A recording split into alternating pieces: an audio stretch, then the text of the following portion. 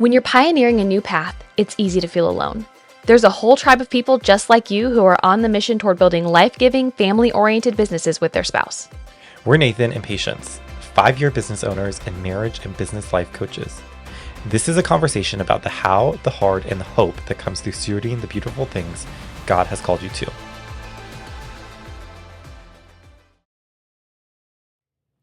Today we're talking about going into business full-time together, what we did working up to that and how we made it happen. And then 4 years down the road, almost 5 years down the road, what we are doing now to sustain that. Yeah. Super excited to have this conversation. Yes. Let's start by talking about our wins or something that was hard. What was a win for you this week or something that was hard for you this week? So this wasn't necessarily like a win, but it was something that I just really enjoyed. And yesterday, Zeke and I just basically ran errands and did stuff the whole day together, and it was really fun. We went and got haircuts together. I took him to his CrossFit class. We had to clean one of our Airbnbs because our cleaner had taken the day off, and so we went and did that together.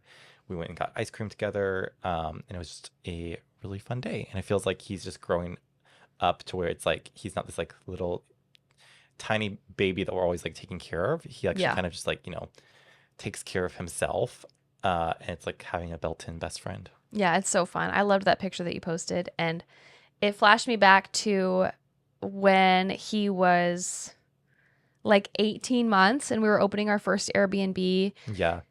And he just was everywhere, and I had to take him to the hardware store and teach him how to hold on so I wouldn't have to carry him because I was also super pregnant. You'd watch him and I'd go do a project and we'd switch. And, that's still sort of the season that we're in with our youngest, but it's fun to see oh, now he's just kind of sitting on the couch reading his book and helping clean. And Yeah. What about you? I'm trying to think. I should have been ready.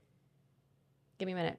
I loved tonight that it made me think of it, that Zeke helped you make French toast. He told me last week that he really wants to be on one of those shows where the kids make the food and the adults judge the food and they tell them whether they're going home or not. And so he's determined to learn cooking skills. And so it was really cute. He made a little sign for the gluten-free ones and was just so proud of himself. And I think he thought he cooked the whole meal. So again, just it's fun to see them growing. I mean, our oldest is 4. We're very new to parenting, but it's super fun just discovering each new season with them. Yeah. So today we're talking about going full-time. We have been full-time in business together for over 4 years. Yeah, March of 2020. Yeah. And so we're going to talk about kind of what led to that decision and what we're doing now. Yeah. So what made you want to be in full-time business with your wife? When did that happen? Was that after we were married, before we were married? What was that journey like for you? Yeah. I always wanted to own my own business, but I never knew exactly what that would be or what that would look like. But I always had an interest in that. And all through junior high school, I had my own mowing business. And so I loved doing that. But then I also had I worked at fast food and had other jobs as well too. And just didn't take that direction out of high school and out of college. Yeah. But I always thought it would be really cool. And then once we had Zeke, I started to realize wow, I'd actually really like to be able to have the flexibility to be able to be home and working together as a family, so that I can have these memories with him. And I don't have to be away all day and then just come home and have an hour before he goes to bed. And also we could be a team. I could help you parent instead of you just being home all day by yourself, doing it, whether you're doing the whole parenting thing, whether you're sick, whether it's a good day, bad day, but we could just do that together. So that was really kind of my heartbeat behind it, of wanting to help you and get to work with you. I feel yeah, that's super sweet. I think you are the one that has always been more motivated by having a business together than exactly what it is that we're doing. Yeah. So you're really the one that kind of led us as our family to take those steps. For me, it kind of started with growing up, the normalization of the idea of having your own business, because my mom and dad both ran their own businesses. So my dad is an accountant and an attorney. And as far as I can remember, since I was really little, he had his own business and always worked for himself from home. And so I was used to that dynamic of like, mom has the ability to occasionally leave the house because dad is home to watch the kids and help out a little bit. Now, they didn't do a business together, but that entrepreneurship idea, I feel like was like displayed to me at an early age. Um, and then my mom, I remember for a couple of years, we had an Etsy shop together. And so I was like working and making things with her. And we had a whole like extra bedroom set aside as like a workshop. And so that creative side, I feel like I got from her. It was more of like a side hustle because she was full-time homeschooling, and definitely more that dynamic of like dad works, mom stays home. But she always has had like a small business side hustle. And now as like most of her children are grown and out of the house, it's magnified too. So that's fun to see that we really are so similar. But yeah, I think when we got married, I was expecting to set aside photography and be a stay-at-home mom when we had kids, and kind of found like as you and I started having conversations, what if we did do it together? Like seeing, oh, you really do have this desire to have your own business. And I had a business. I had a small photography business at the time. And I don't remember if it was you that brought up the conversation or I that brought up the conversation, but we started talking about what if we could do photography together.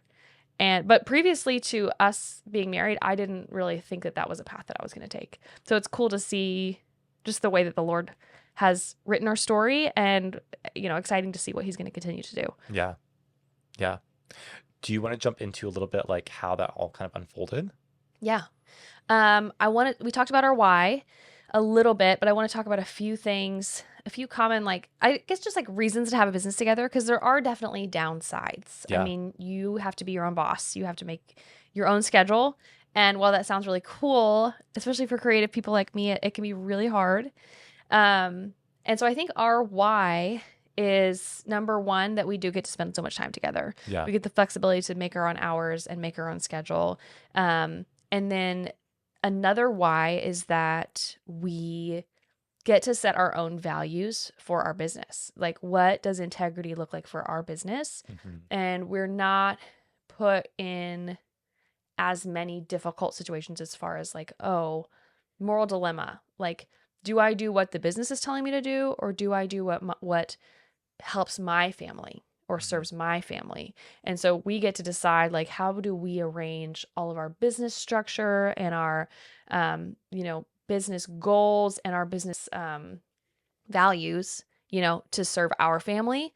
I think that's a big plus. And then the third thing, Like, just to even go off that, like, yeah, I think what you're saying is like we can even like choose to make less if we feel like we need to invest in our family more, right. or if we feel like we need, like, we can like always be kind of like a tug of war with that and making those decisions, instead of having like a boss where it's like you need to always be like 100% in Yeah. to their vision, whether all of a sudden they're like, we need you to work overtime, Yes. or like, now we don't need you. Yeah.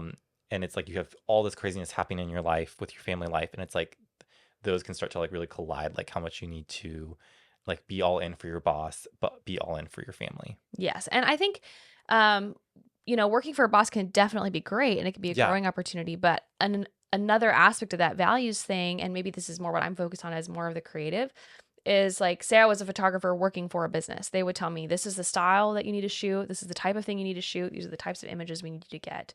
Or even as like, if you're in sales, like your job description might switch up. Like, oh, you're going to be way more on the front end now working with people.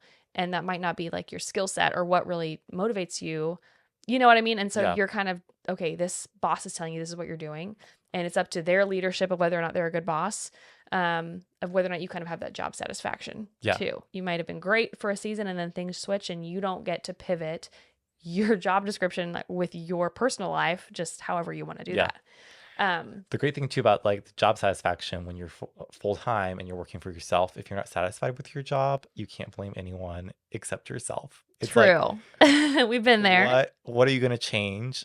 Like, how are you going to make this better? And you really can't just sit in this place of like, well, this is just the way it is and I have to stick it out. because I don't like the decision that like this person's making. It's like, no, like I am the person. Yeah. So yeah.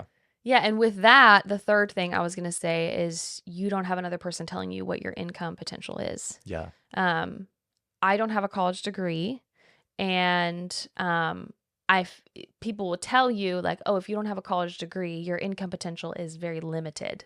Hmm. Um, and I think with a lot of like employee type jobs, it is, but we've sat down and said, okay, what skill sets do you have and how can we maximize those for income potential?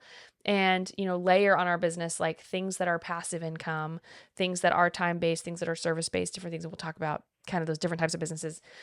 But you really get to decide what your income potential is. And Yeah. back to what you were saying, if you're not satisfied with your income potential, you get to grow as a person and build your skill set as a person. And you don't have to wait for anybody else to tell you that it's time to do that. Yeah. So that's I think a big win and a big positive, a big reason we wanted to be full time together. Yes. Yeah.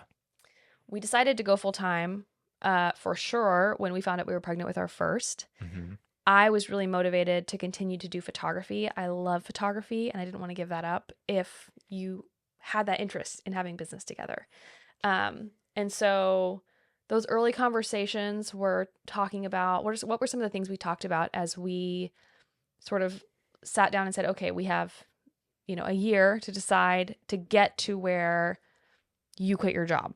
Yeah. What do those decisions look like? Yeah. It was really sitting down and saying, like, how much would we need to make to survive? And I think at that point, we were really looking at just like survival almost, Yes. or just even like replacing my income that I was making at the time. And so, really, it just looked like sitting down and saying we would need to make X amount over a year, and we'd need to. So then, like, how many shoots would we have to do? How many weddings would we have to do? And really, really just like broke down the math. And then we started chasing those numbers. Mm-hmm. So it started being like, I don't even remember how many weddings it was or how many shoots. I I know don't we remember weren't either. charging like a ton at the time. No. But we started chasing those numbers of like, we need X amount of weddings. So how is this going to happen? Mm-hmm. And I was still working full time. And so you put so much effort into that. You did like free shoots to get exposure. You worked with like a marketing agency Mm-hmm. that did marketing for us. And like you were like running promos. You were like hustling, Networking. networking. Yeah. Yeah. To grow to that number. Mm-hmm. And then eventually it looked like we did get to that number. Mm-hmm. I think it was like maybe like January of 2020, we got to that number where we realized in 2020 we were going to be making the same income that I Mm-hmm. was going to be making at my job. I think we were maybe like 10,000 short of Mm-hmm. that. But that was a sacrifice we were willing to make. Yeah, and we also knew that like if we were full time, we could like close that gap during the Yeah. year. And so we started praying about it more. And then it got to where we were like, we're gonna like take Mm-hmm. this leap. And so then March of 2020, it was actually the day before I was scheduled to sit down and have the conversation with my director. That like, hey, I'm putting in my 2 weeks. I'm like gonna be pursuing this business. It was the day before that like everything just kind of like started to shut down and collapse with COVID. Mm-hmm. I even remember on that day they closed the branch because I was working at like a credit union at the time. I was like a manager there. We closed the branch and we were just told to sit in our offices by ourselves and not to like really like So interact with people. depressing. Also, so amazing, by the way, too, that they wanted to give you job security. I mean, Yeah, that was really, really appealing. And I don't yeah, think we even saw fully at the time like how rare that was for people. yeah. And so it was one of these things where like no one at that point even knew what was happening with COVID, what it was. I think we both kind of thought like these shutdowns that are taking place. I mean, most people at the time said like 2 weeks, Yeah. a month, By Easter. by Easter. And so I remember being like, man, like I don't think I can put in my 2 weeks right now. Like we need to like think about this, pray about this. Mhm. And so we definitely took time to Yeah. like pray about it, get advice from people. That advice was mixed. Yes. Um, Very mixed. yeah, very mixed. Understandably. Yeah. And I And think even if it's not COVID season, if you're seeking advice for quitting your 9 to 5 with, benefits and insurance and, Yeah. retirement, like you are going to get mixed responses because that's not going to make sense to everybody. Yeah. It doesn't make sense because at the end of the day, it comes down to like passion and what you want for your life. Mm-hmm. And passion and dreams look so different for each person.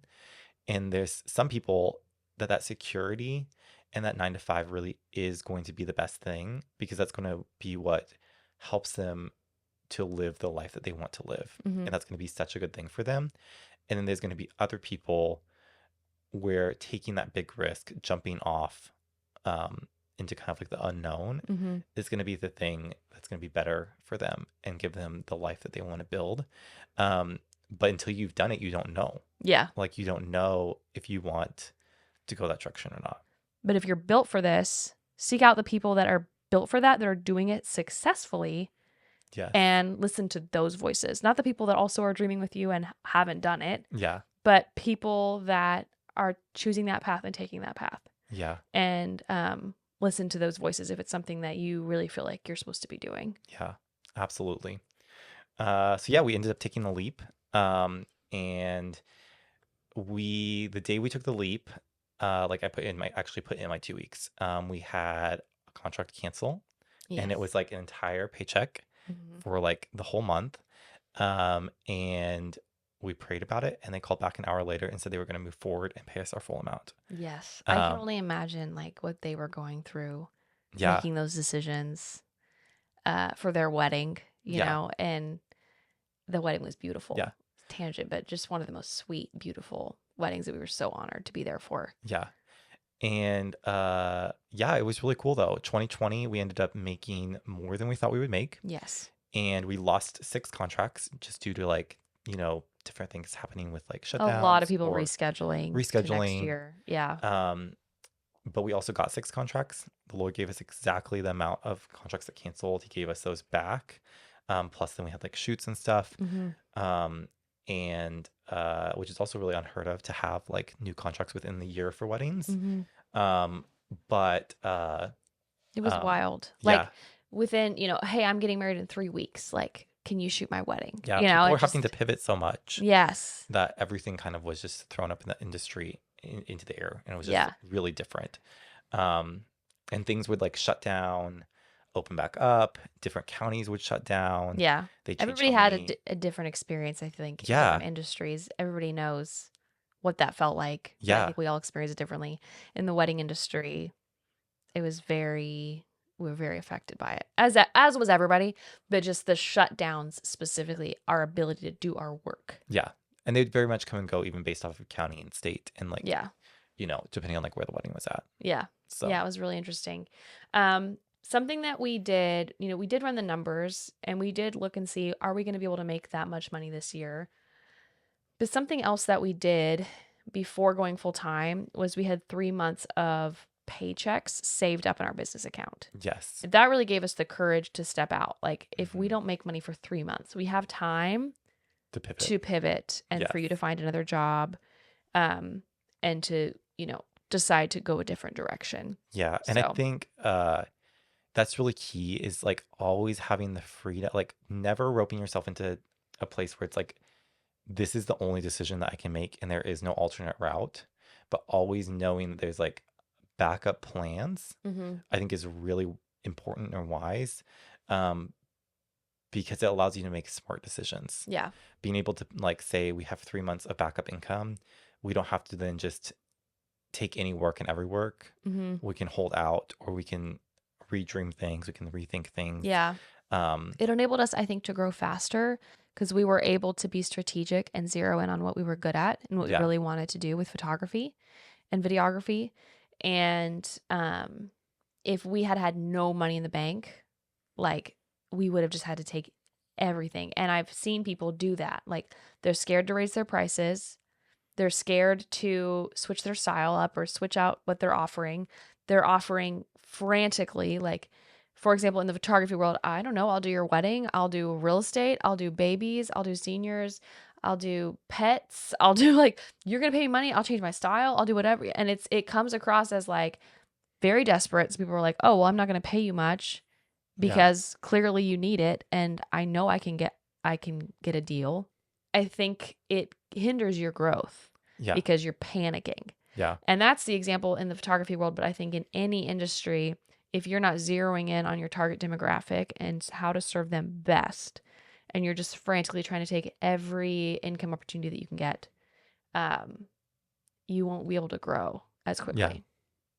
We also did a mentorship as well too, the Hmm. photographer. So getting education, talking to people that have done this before Yeah. in your industry, Hmm. um, and even that maybe have like a lifestyle that's similar to what you want, Yeah. um, because it costs so much less just to pay someone to hear about their mistakes Yeah. or to hear about like the lessons that they've That's what learned over we're here years. for, Yeah. for people that are, starting out. Yeah. So hopefully we can help save you Yeah. from some of the mistakes that we made. Yeah.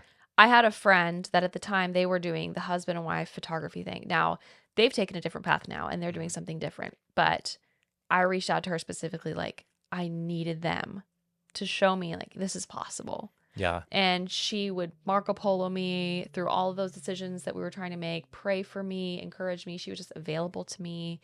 And we saw them and it was this reminder, this is possible. We can find a way Mhm. to make this happen. Yeah.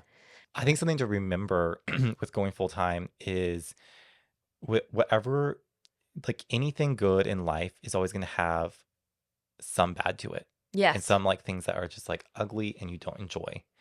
And so I think you have to recognize like what is that percentage? Hmm. Because if there's just like a 10% that's like hard, you just need to lean in and adapt and work through it and persevere. Um, but if it's like 50% or 60% and just like recognizing what is that? What's Hmm. that percentage? Because like whether it's marriage or parenting or friendship or whatever it is, Hmm. there's always going to be that like 10% to 5% that's just hard and ugly. Um, but the better thing is on the other side of pushing through. So I think we're talking to two different groups here as far as people that want to have their own business. There's the people like you who might not know what they want to do, but they know they want Yeah. to be a business owner. They Yeah. know they want that time freedom, that time with their family, that income potential. And then there's the people like me who have a side hustle and are creative and can come up with creative ideas, but need that business knowledge to help them navigate how to actually have a fulfilling and satisfying business. Yeah. So let's talk first to the people that desire to have a business but don't know what they're going to do. Yeah. Um, any ideas, any encouragements of like how to make that transition to being a full-time business owner or if they should make that transition? Yeah.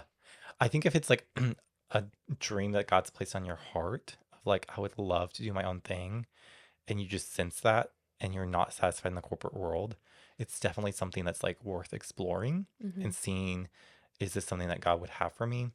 Um, it does take though having like a skill or like Mm-hmm. niching into something. So in my case, I did not have a skill and I was not niched into something.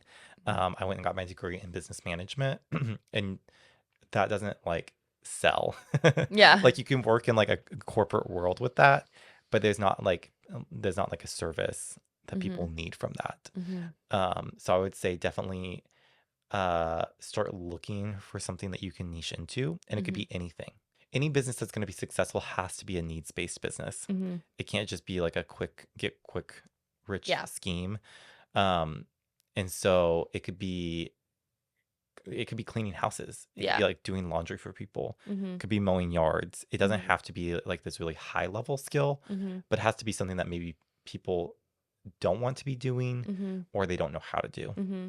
Yeah. And I think for us, we've really enjoyed serving that more luxury demographic. So, like, um, you can come up with a service that's a normal service, like mowing or house cleaning, but finding something that feels a little bit more luxury about it. Yeah. And I would recommend pursuing that just because it's more sustainable to have Yes. like a business with work-life balance. Events, like weddings and events, there are so many different types of like things with that, like, DJing, catering, cakes, decorating, and even not necessarily for weddings, but corporate and parties and stuff like that. Yeah. Um, so yeah, the opportunities are really endless. I think something that has been super helpful for us with as we were pursuing wedding photography and then as we have developed other businesses is if you are looking first for the money and you're finding out, how do I make money? It's going to be a difficult road because there are so many competitors. Yes. But when you are looking first for the need in Yeah. your and opening your eyes up to the need, and even praying like, Lord, show me what the need is in my life, in the lives of others, and you build a business around serving that need, the marketing is going to be so much easier, and building that client base is going to be so much easier because it's service oriented. Yes. And it doesn't have to be service based, like in the service industry even. I'm just saying, like, I'm driven by filling this need in a way that is in a sustainable way for my family, instead of, I'm going to go get a skill that looks easy that I think could make some money, and I'm going to compete with everybody else Yeah. that is doing that, Yeah. you know? And I also think when there's not other people doing what you're doing, which photography is not an example of that. Yeah. It's Well, like a very overly saturated but then market. like niching in, what is the need, unique need that I'm filling in a way that my personality can fill it. You know, even Yeah. like lawn care, you could be like, what are some of the common issues with how people do lawn care? Yes. And how can I make that experience different for people? Yeah. And focus in on that Yeah. instead of like, I don't know, what's he doing? I'm going to copy him and try to undercut his prices. Yeah. It's like, I've seen that work, Yeah. but it's going to be a rockier path. Okay, so let's talk about maybe more from your perspective, someone that's a creative that maybe doesn't want to think about the business side of things as much, but they're really talented. They are niched into something, Mm-hmm. and they want to do it. Yeah, I think if you have a passion for something and a skill set, but don't know how to do the business, first of all, it's important to ask yourself, is this something that you want to do full time? Mm-hmm. Because having a side hustle is very different than running a business. Yeah. Running a business full time, you have to manage your time. You have to manage a lot of clients, bookkeeping, budgeting, things like that. Whereas, like, if you just want to do something 4 hours a week and make Mhm. shopping money, and you don't want to deal with the business side, that doesn't negate the quality or the beauty or the value of what it is that you're doing. Yeah. So just kind of putting that out there too, like, you don't have to be full time to be an amazing artist. Some of Yeah. the most incredible photographers that I know are not full time, Yeah. because they're so creative. They just don't want to do it, and They that's haven't had to okay. like sell their soul for money. I don't sell my soul for money. Not every photographer does, but I'm just saying, I don't think I've ever sold no. like sometimes Some people do, photographers though. Yeah. have to sell like their creativity because they Yes. do need to like make X amount to survive. Yeah. I will say though, when you do it right, like we talked about with having savings and focusing on your niche, Yes. I am still very satisfied as a creative artist, Yes. even being 4 years down the road Yeah. in business. Now, there have been seasons where I've experienced a lot of burnout, Mhm. and we've had to switch things up. Yeah. But yes, so choosing is the value of, the benefits of being full time. Is it worth it for you? If it is, you have to make a solid business plan. Yeah. And along the way, you might find like you actually do like business, Yeah. and you were just overwhelmed by it. There's so many new skills to learn that might be really fun for you. Yeah. And finding a way that is fun for you. So if you need to like batch all of your stuff you hate, the business stuff, just like one day a week. Okay, Mhm. Mondays, I'm going to sit down, I'm going to get a big cup of coffee, and I'm going to do everything I don't want to do the rest of the week. Yeah. Just get it done. Yeah. I struggle with small tasks, and so I do better sitting down and doing all of them at once. Mhm. At least once a week, maybe Yeah. twice a week. But make a business plan, and that's as simple as, how much money do you want to make in a year? Mhm. That's actually going to be worth it to you. Like the amount of work that you're putting into this. Yes, because You're not it's going to work. burn out Yeah. because you're like, shoot, like I'm making pennies and I'm working so hard. So like, what's that number that not just like you could survive, but you could thrive? Yes. I would say write down the minimum amount that you could make to survive. Mm-hmm. Then write down the amount that, like, just kind of dream big for a minute. Like, Yeah. oh my goodness, if I was making this and I had money to travel and I had money to give and I had money to help my parents with stuff, whatever it is that really excites you, write down that number. And then set a realistic goal that is in between those two numbers to pursue over the next year. Mm-hmm. That is a really great place to start, because then, yeah, you may not in the first year of business hit that big number. You might. That'd be really awesome. But you're also not limiting yourself to that small number. If you are a creative person and you love your skill and you're passionate about it, you're good at it. And so that is worth money. Mm-hmm. So making a business plan, how much do you want to make? break that down by month. And then just calculate from there. Okay, how much work do I want to do every month? And then it's as simple as dividing that number, that income number, adding on extra that you're going to have to take off later for taxes, and then dividing that by the amount of projects that you want to do. And then that number is going to be your number that you have Yeah. to charge Yeah. for your And you have service to or stick your to product. it. Yeah. And so that's where you might start with your big dream number and then realize I don't actually want to work that hard, Yeah. or I don't think people are going to pay me that much. And then that's where you kind of you back and forth and you figure out a good in between number. Yeah. Down the road, if you want to continue to grow, you're going to have to increase your prices or add employees to work for you or diversify. You know? So there's ways to grow too.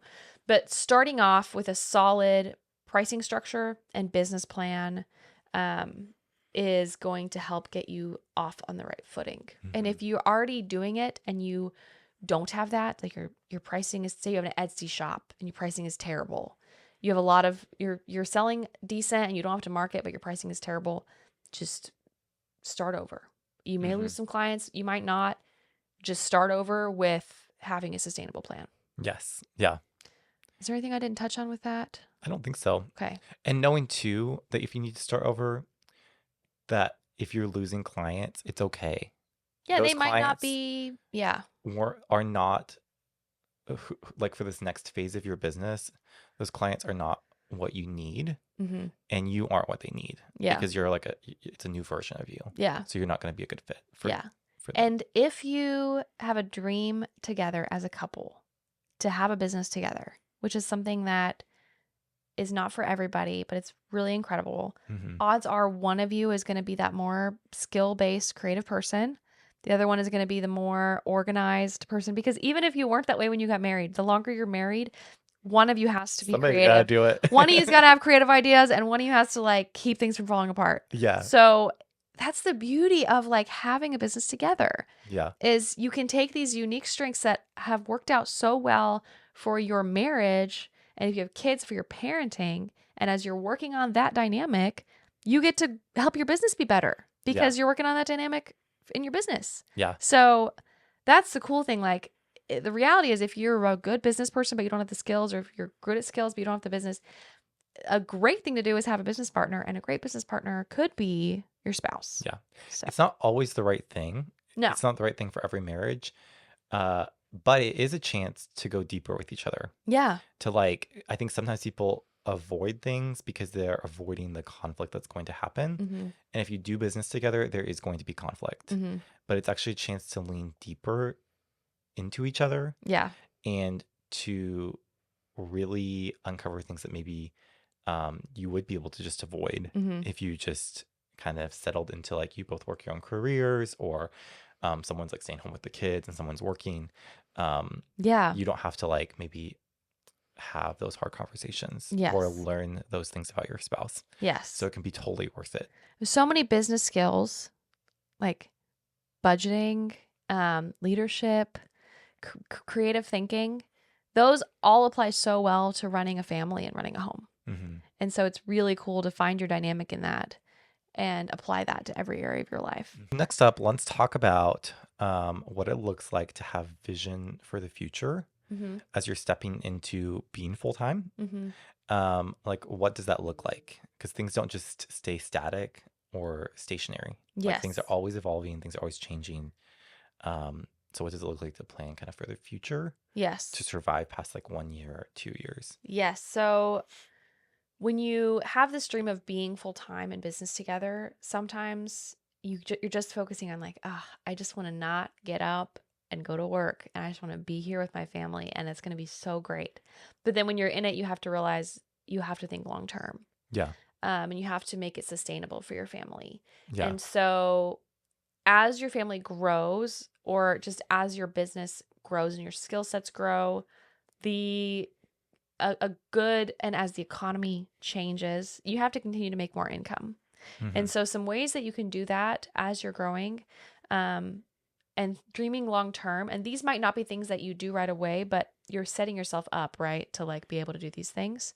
Hiring employees, creating products that you don't have, that are not service oriented. So like you may be you use, we going back to like the lawn care. Yeah. Um, if you have a lawn care business, you could hire more people to work for you. And that Yeah. could be a vision that you're working towards. So you're no longer just exchanging your time for your money. Catering, like, could you not just cater, but start, again, employees start teaching classes, online classes on how to do that. So there's just so many different ways to expand that. Yeah. And also, I want to talk about, I had like a mentor tell me this because we were just doing photography at the time, Yeah. mostly. Yeah. Um, and it felt like we were always working for like the next contract. And it's Mm-hmm. like we never, it's like you're not building anything that's like sustainable, that's Mm-hmm. going to be like passively helping Mm-hmm. you grow your income potential and finances. It's like Yeah. only as much as you can hustle, you can make. Yeah. And you can only do that so long. And there's Yeah. even seasons where you can't hustle fully because maybe there's an illness or maybe Just mental there's, health crisis, yeah, there's other things children. going on in your life. Yeah. And so he talked about like oftentimes a great way to go full time is like a service-based business Yeah. where you're exchanging your time for money. Mm-hmm. But then really the next step of that is developing something that's scalable, Mm-hmm. whether that's hiring employees or like you were talking about like finding things that can be like you create like a product and then it can like be sold multiple times without you Right. putting in additional work past that. Yeah. And then also something past that is like asset backed businesses Mm-hmm. where the asset is also appreciating. Yeah.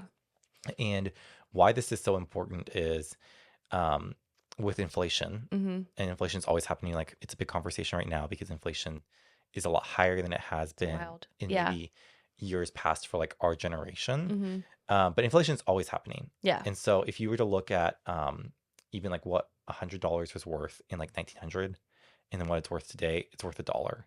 But if you were to look at like property or like real estate, what someone's put into that, Yeah. if they put in like 10,000, that's worth like millions today maybe, you know, Mm-hmm. or hundreds of thousands of Mm-hmm. dollars. Um, and so just recognizing your money has to be going towards something Yeah.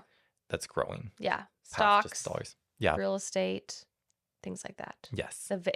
If you have stock in a company and the value of that company is going up, that would be like an asset based. Yes. Yeah. You have to have things that are working past your time because your time is limited Yeah. and it's finite. Yeah. So you can scale a business or you can start a business to fund other businesses. And that's kind of what we decided to do with photography. So some photographers start to get associates, Mm-hmm. and then some photographers will put out like online courses. There's been so many. We have some friends that have put out incredible resources with courses and education Yeah. with photography.